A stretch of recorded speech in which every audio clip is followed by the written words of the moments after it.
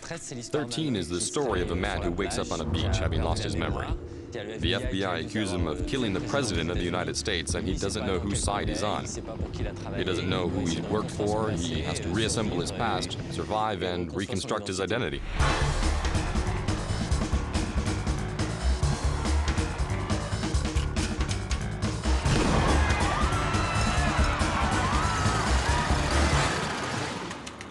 In fact, this was Ubi's first shooting game, so we had to buy in an outside engine, the Unreal Engine, which was used to make a lot of very well-known games. Once we had that in our hands, we worked on it for 2 years to add loads of tools to create an original graphic style. It was a dream come true. We were working on something that had never been done before.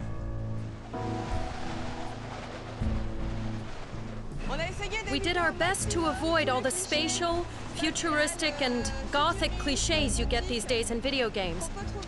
I think we succeeded in creating something really novel.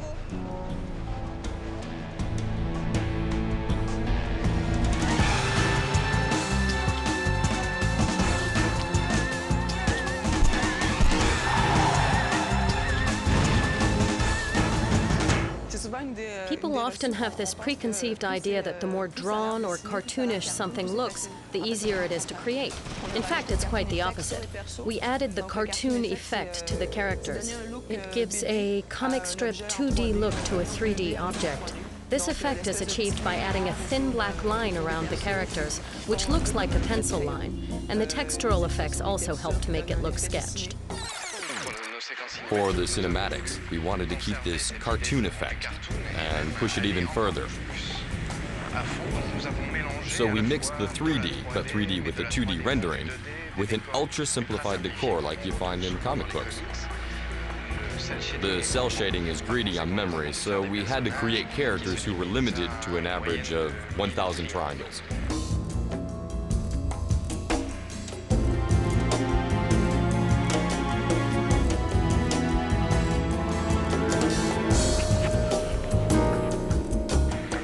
Since there are more than 60 characters, that meant quite a lot of work. It took up 1.5 years of my life. We drew a lot of our inspiration from architects working between the 1920s and 50s, and we tried to incorporate this influence in our decors.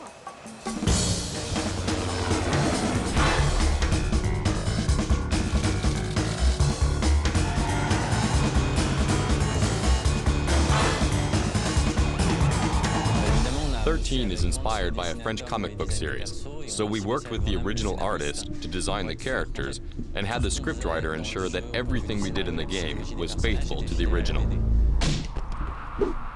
A lot of the game's spirit comes from the comic book. The hero is a kind of anti-James Bond. He isn't bristling with gadgetry. He gets by with whatever means he manages to come across.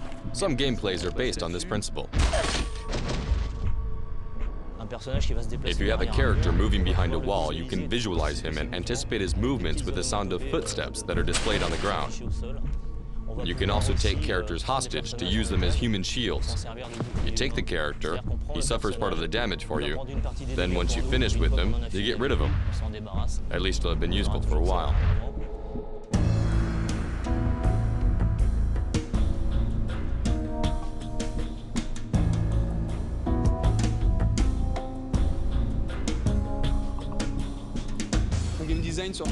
The 13 game design was influenced by the graphic universe and the use of pop-ups, which appear either to warn of imminent danger or to inform you that you can collect important items.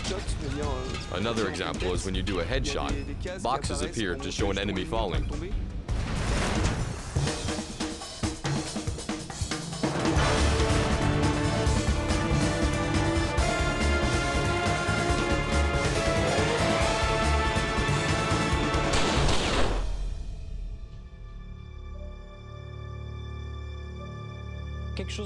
Something I'm particularly proud of is the interactive music, which really syncs with the action following the gameplay.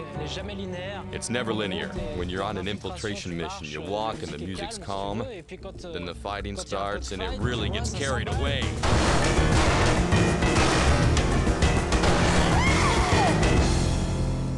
One of the things we put a lot of work into, and about which we asked a lot of questions, was the violence in the game. By producing a kind of comic book game, we were able to approach the violence from a different direction. Instead of gore and guts, blood and fractured bones, which everyone's seen countless times, we tried to create little cartoon-style scenes with different special effects and vocal utterances. The deaths are a little more overdone, but in the end, you don't take them too seriously. 13 looks like a great action game, but if you don't move around too much, it also looks like a comic book.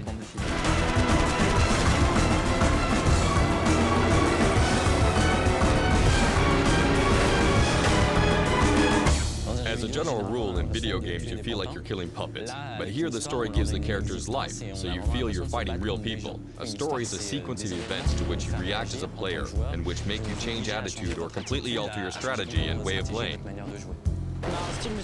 We use a very strong musical style which draws on the 1960s and 70s, with composers like Lalo Schifrin, for example.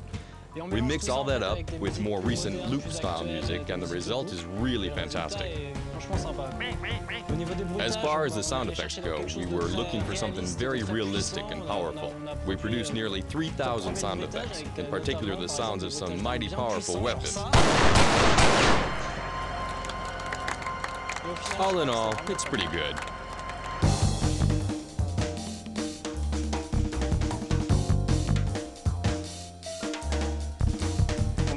There are several multiplayer modes in the game, ranging from the single deathmatch to team deathmatch, capture the flag, and so on. And we created a few more other original modes, like sabotage mode, or another great one that's called capture the duck. But we'll leave you to discover that for yourself in the game. In the evenings, we mostly play with multiplayer modes. In our opinion, there's no better way of judging a multiplayer map than by trying it out yourself, so yes, we do play 13 a lot. In fact, it's the first thing I do when I get to work, after my shot of coffee.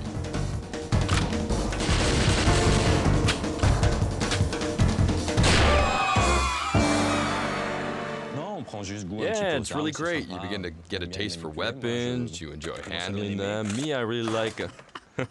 That's for the bloopers.